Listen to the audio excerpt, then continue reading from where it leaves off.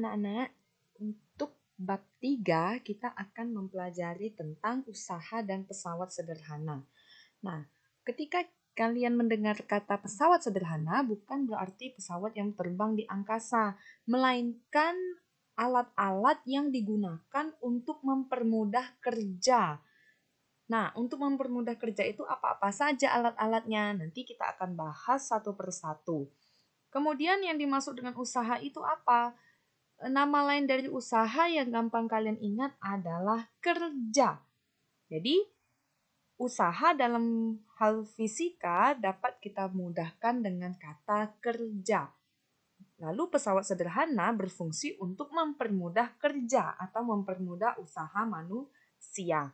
Mari kita mulai dari usaha terlebih dahulu. Usaha digunakan untuk menunjukkan suatu kerja atau nama lain dari usaha adalah kerja. Usaha mengakibatkan benda tersebut dapat bergerak. Contoh, Budi mendorong meja hingga meja berpindah tempat. Ataupun kalian mendorong motor sehingga motor dapat berpindah tempat. Tapi tidak dihidupkan ya. Kemudian apabila benda tidak bergerak, dikatakan usaha bernilai 0. Contoh, Andi mendorong tembok, tembok tidak dapat bergerak berpindah tempat ketika didorong oleh Andi. Usaha berkaitan dengan gaya dan perpindahan yang dirumuskan dengan W sama dengan F kali S. Nah, perhatikan baik-baik ya anak-anak. W ini merupakan huruf kapital atau huruf besar. W adalah simbol dari usaha. Mengapa menggunakan W? Karena kita menggunakan serapan dalam bahasa Inggris yang adalah work. Work. Work dalam bahasa Inggris artinya kerja. Nah, kerja dalam hal fisika itu disebut dengan usaha. Sama dengan F dikali S. F ini apa? Jangan lupa di pembelajaran bab 2, F adalah gaya. Diambil dari serapan bahasa Inggris yaitu force. Dan S adalah jarak. Nah, usaha disimbolkan dengan Joule atau J. Nah, diingat ya anak-anak. Jadi bedakan penulisan satuan pada usaha. Jadi kalau kamu menyingkat satuan menggunakan satu huruf saja, maka hurufnya harus menggunakan huruf kapital. Tapi kalau kamu ingin menulis secara lengkap, maka kamu harus menulis menggunakan huruf kecil semua. Tidak boleh menggunakan huruf kapital pada bagian depan ini kalau kamu mau menulis secara lengkap. Itu salah, ya. Oke. Kemudian F adalah gaya yang satuannya adalah Newton. Nih, ada dua pilihan cara menuliskan satuan. Boleh disingkat menggunakan huruf N kapital atau kamu tulis semuanya lengkap namun harus menggunakan huruf kecil. Kemudian S adalah perpindahan atau jarak yang memiliki satuan meter. Nah, ingatlah bahwa satuan dari usaha adalah Joule. 1 Joule berarti usaha yang dilakukan oleh gaya 1 Newton untuk memindahkan benda sejauh 1 meter. Jadi kalau misalnya hasil dari usahanya adalah 10 Joule, berarti usaha yang dilakukan oleh gaya 10 Newton untuk memindahkan benda sejauh 10 meter. Nah, gitu aja artinya. Usaha merupakan energi yang dapat diubah dari satu bentuk ke bentuk lain. Satu di antaranya adalah daya listrik. Daya listrik adalah laju hantaran energi listrik dalam rangkaian listrik. Nah, contohnya demikian. Diilustrasikan ada 2 buah lampu dengan daya yang berbeda. Semakin besar nilai daya lampu, maka lampu akan semakin terang. Nah, contohnya adalah lampu 60 watt dengan lampu 20 watt. Dari angkanya, maka yang paling terang adalah lampu di sebelah kiri, karena nilainya lebih besar. Hubungannya dengan usaha adalah Semakin besar nilai daya, maka lampu akan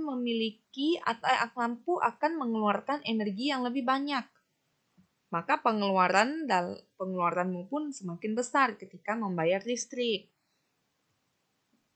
Artinya, lampu 60 watt memiliki usaha lebih besar daripada lampu 20 watt karena energi yang dikeluarkan lebih besar dan pemakaian listrik untuk lampu 60 watt pun juga lebih besar.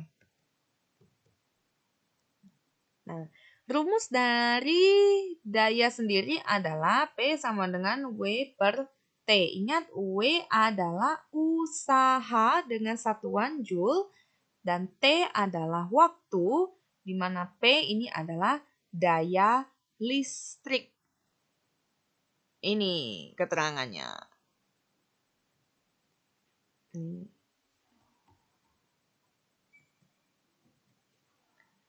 Kemudian untuk pesawat sederhana adalah segala jenis perangkat atau peralatan yang hanya membutuhkan satu gaya untuk bekerja dan berfungsi untuk mempermudah pekerjaan dari manusia. Itu adalah prinsip dari pesawat sederhana.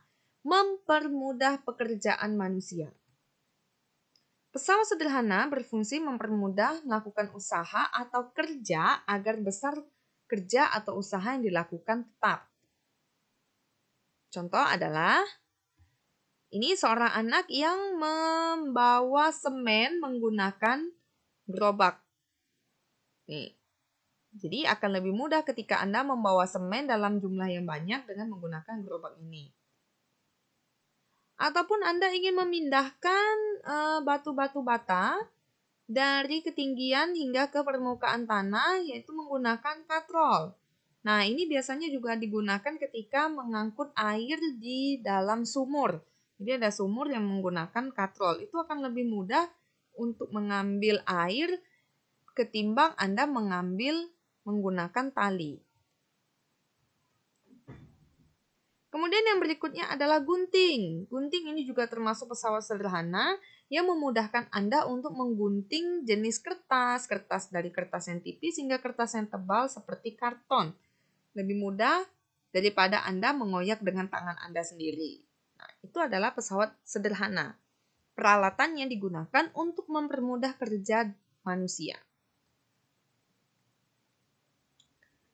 Ingat dan catat istilah berikut. Titik tumpu adalah tempat alat itu bertumpu. Nanti akan saya jelaskan.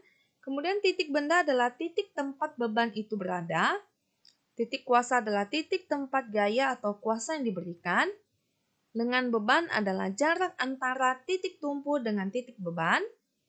Lengan kuasa adalah jarak antara titik tumpu dengan titik kuasa.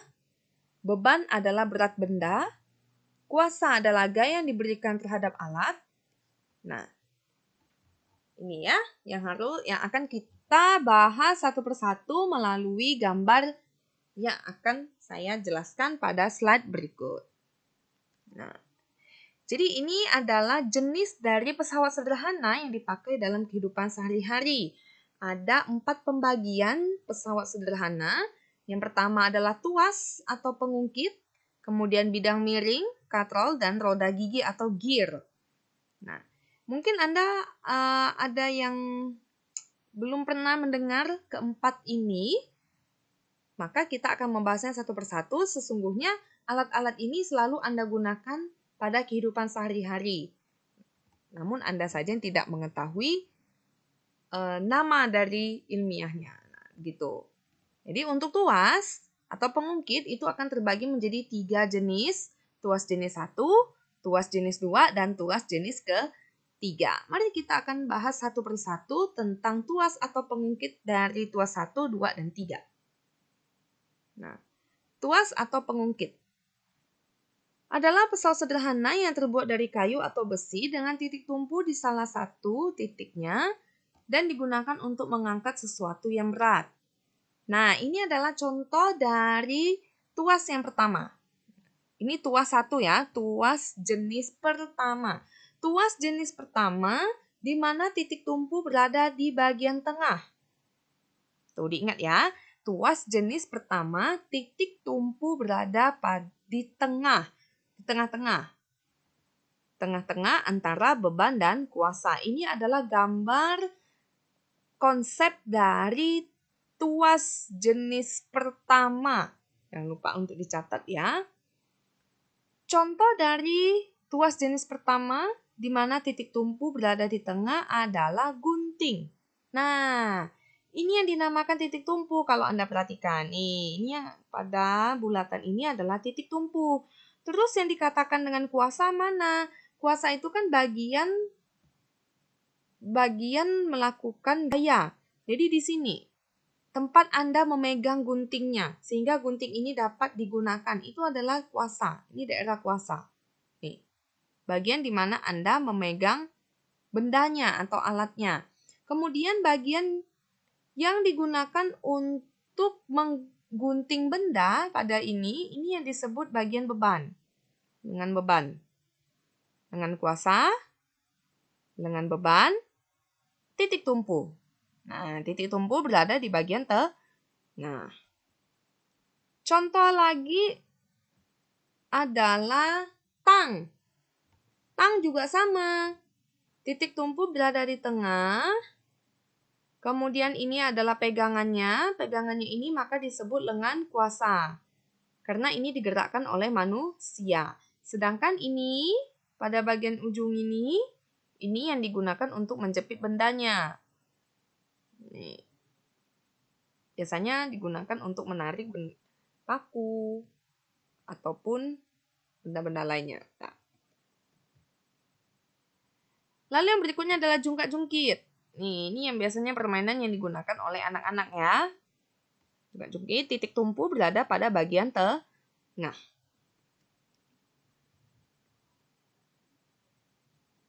Nah, yang berikutnya adalah penjepit kertas atau paperclip.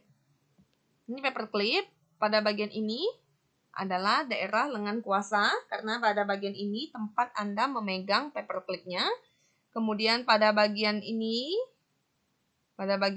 adalah tempat di mana titik tumpu dan pada bagian ujung ini tempat untuk menjepitkan kertas. Maka ini disebut bagian lengan beban. Kemudian ini adalah palu. Ini lengan beban, ini titik tumpunya, dan ini adalah lengan kuasa, tempat Anda memegang palu. Nah, yang berikutnya ini adalah neraca yang mungkin sudah tidak pernah Anda lihat lagi, namun ketika di laboratorium ini kita pernah gunakan ya. Jadi ini adalah neraca dua lengan, di mana salah satunya ini untuk meletakkan beban atau benda yang akan diukur masanya. Kemudian sebelahnya ini adalah pemberat. Jadi pemberatnya itu sudah ada angka-angkanya.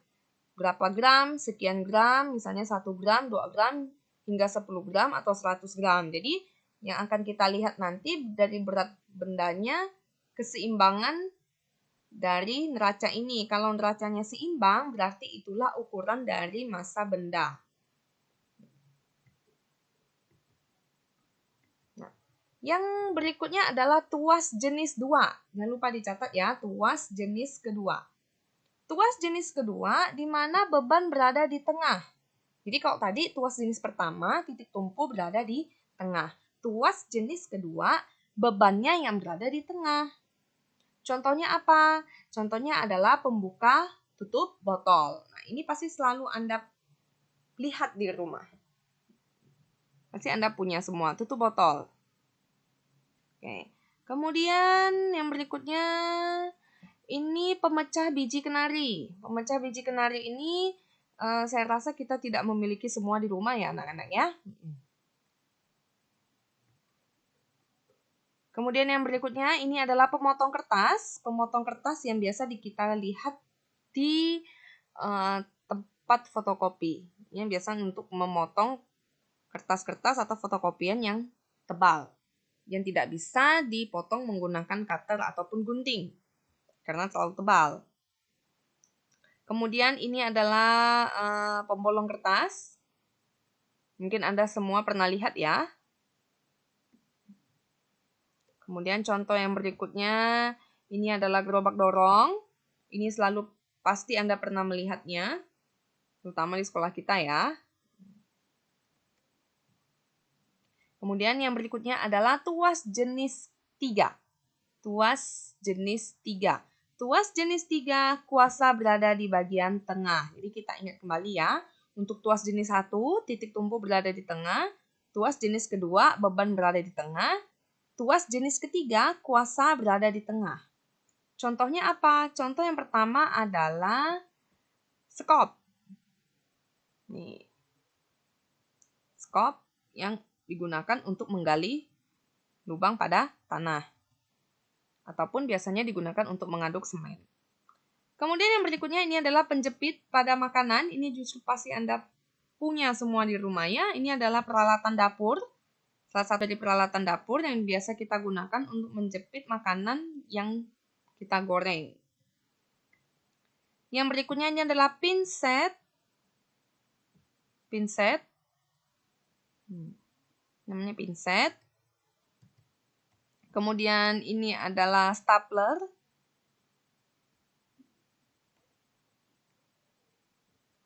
Lalu yang berikutnya adalah alat pancing. Alat pancing. Ini.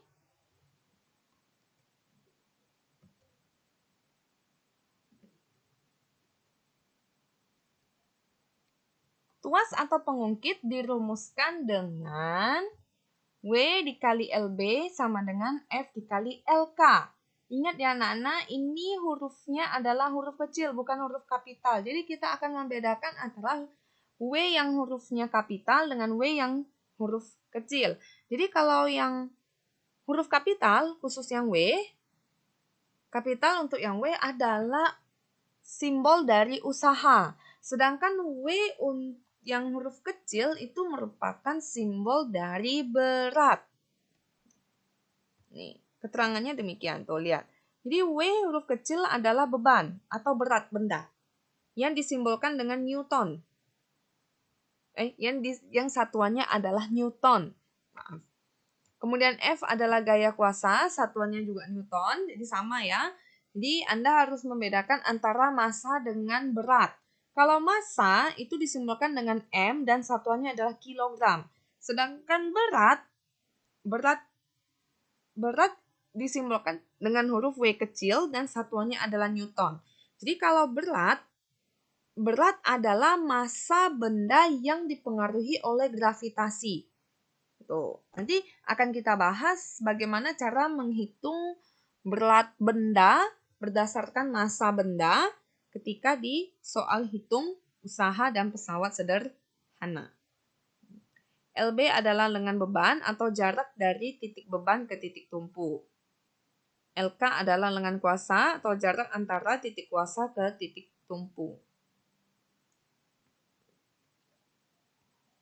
Berikutnya, perbandingan antara berat beban atau W dan gaya kuasa atau F sama dengan lengan kuasa atau LK dan lengan beban atau LB yang disebut dengan keuntungan mekanis. Jadi keuntungan mekanis ini adalah nilai yang menunjukkan seberapa baik pesawat sederhana itu membantu kerja manusia. Semakin besar nilai keuntungan mekanis, maka alat itu semakin baik untuk digunakan. Artinya kerja kita semakin ringan. Namun sebaliknya, kalau keuntungan mekanis nilainya semakin kecil, maka alat tersebut tidak terlalu membantu kerja manusia. Artinya kerja manusia itu semakin berat. Gitu. Karena prinsip dari pesawat sederhana untuk mempermudah kerja. Jadi rumus dari keuntungan mekanis untuk tuas atau pengungkit adalah ini.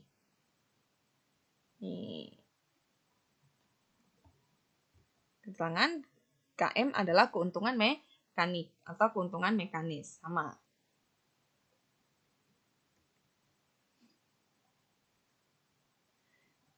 Semakin panjang lengan kuasa, maka semakin kecil nilai gaya kuasanya. Semakin panjang lengan kuasa, semakin besar keuntungan mekanis sehingga usaha semakin mudah untuk dilakukan. Oke. Kita kembali lagi ke sini. Jadi kita tadi sudah mempelajari tentang tuas atau pengungkit, di mana ada 3 jenis tuas. Tuas jenis pertama, titik tumpu berada di tengah. Tuas jenis kedua, beban berada di tengah. Dan tuas jenis ketiga, kuasanya yang berada di tengah. Nah, kemudian yang berikutnya adalah bidang miring.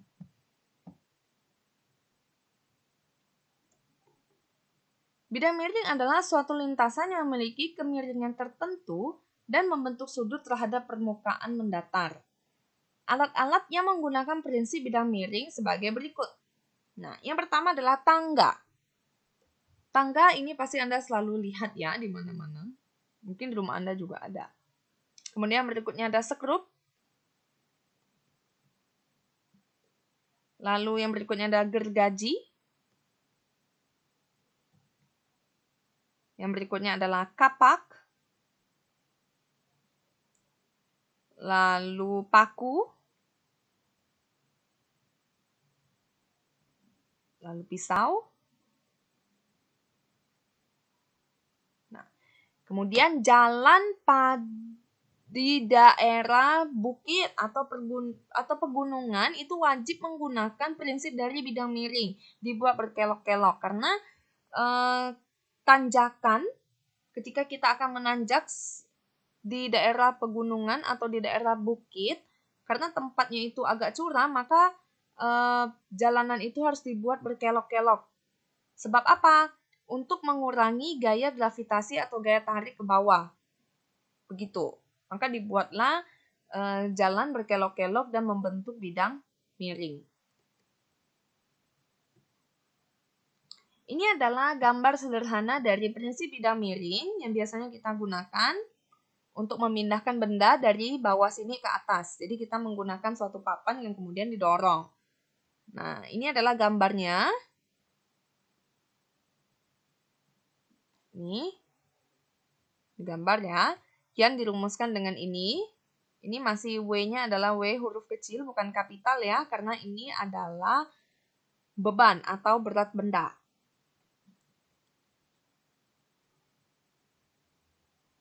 Ini ada keterangannya.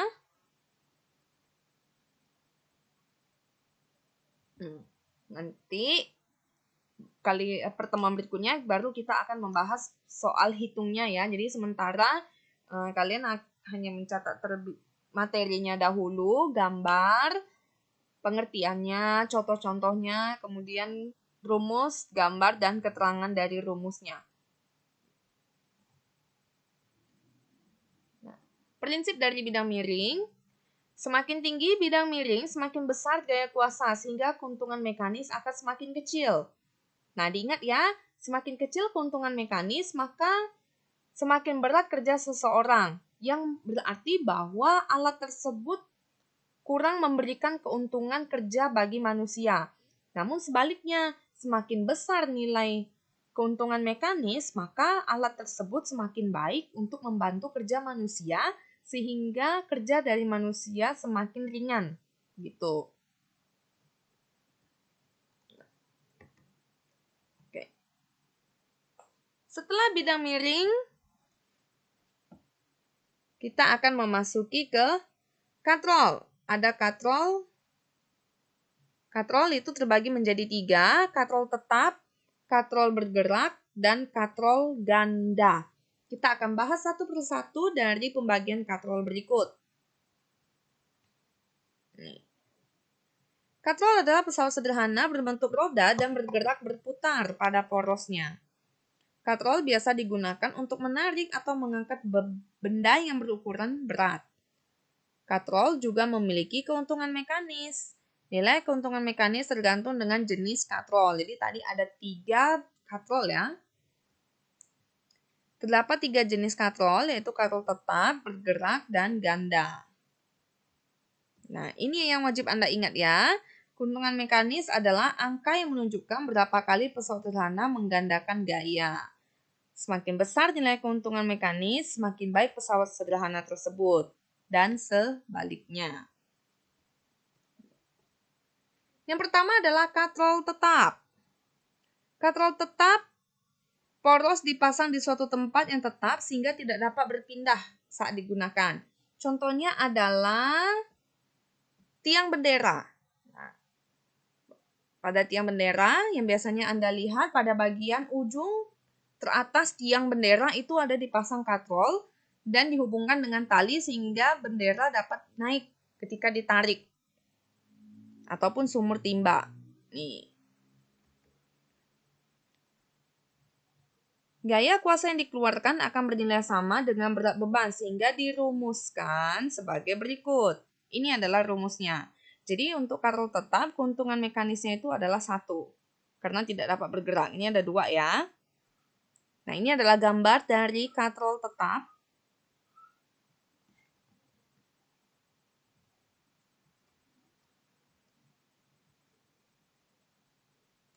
Yang berikutnya adalah katrol bergerak. Ini adalah gambar dari katrol bergerak. Katrol bergerak atau katrol bebas itu sama ya namanya ya, katrol bergerak atau katrol bebas. Katrol yang porosnya tidak dipasang di suatu tempat yang tetap sehingga dapat berpindah tempat atau bebas digunakan. Biasa ditemukan pada alat-alat pengangkat peti kemas di pelabuhan. Gaya kuasa yang dikeluarkan untuk menarik beban bernilai setengah dari berat bebannya sehingga dirumuskan sebagai berikut. Jadi, keuntungan mekanis untuk katrol bergerak bernilai 2.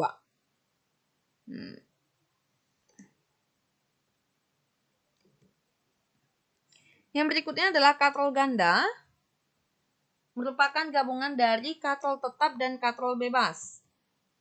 Digunakan dalam bidang industri, yaitu membantu untuk mengangkat alat-alat yang berat.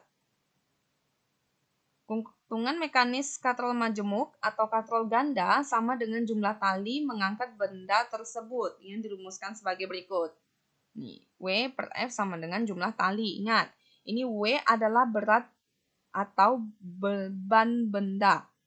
Berat atau beban ya, bukan usaha. Sama dengan jumlah tali. Nah, ini adalah gambar dari katrol ganda.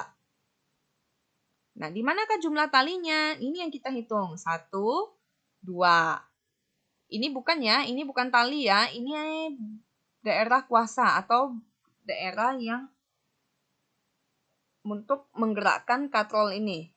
Untuk menarik sehingga katrol ini dapat bergerak. Nah, untuk gambar yang kedua, kita hitung. 1, 2, 3, 4. Nah, itu adalah jumlah talinya. Jadi, kalau kita lihat untuk gambar yang pertama, nilai keuntungan mekanisnya ada 2.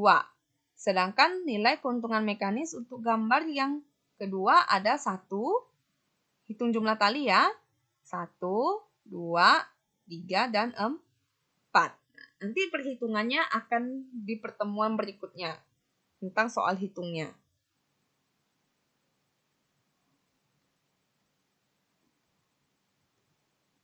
Nah, ini adalah contoh dari katrol bergerak. Katrol majemuk atau katrol ganda. Nih. Nih ya.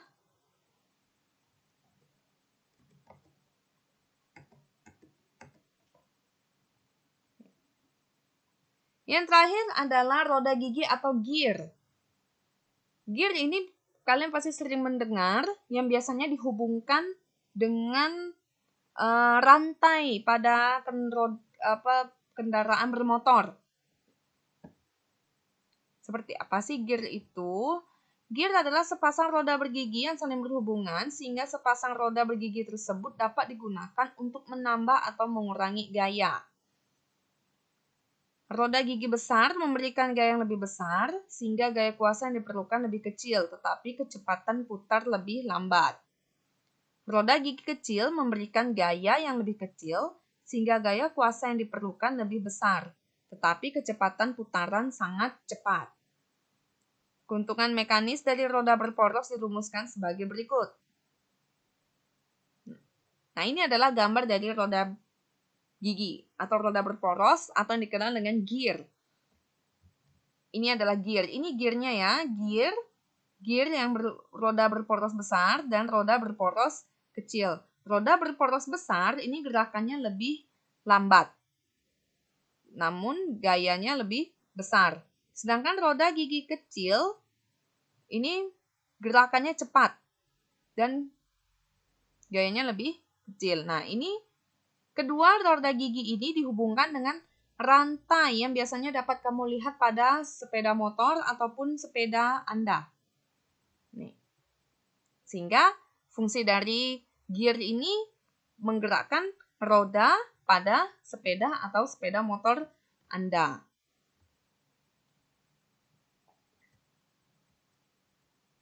Nah, sekian dari saya. Jangan lupa Anda harus mencatat semua materi yang sudah saya sampaikan pada hari ini, terutama dengan contoh-contohnya. Apabila saya memberikan contoh dalam berupa gambar, maka kamu harus menuliskannya menggunakan kata-kata. Seperti tadi, contoh pada tuas, itu kan saya menggunakan gambar.